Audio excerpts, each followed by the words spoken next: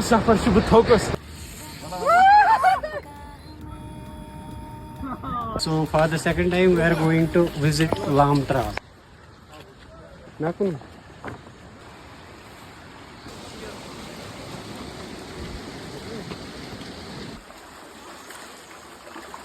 और ये रहा शबनम का आशिक. रास्ता बहुत ही दूर है, बहुत दूर.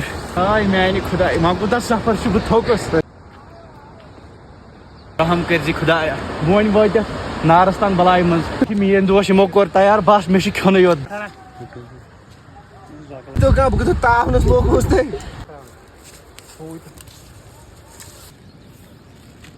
तो ब्यास ले लीजिए.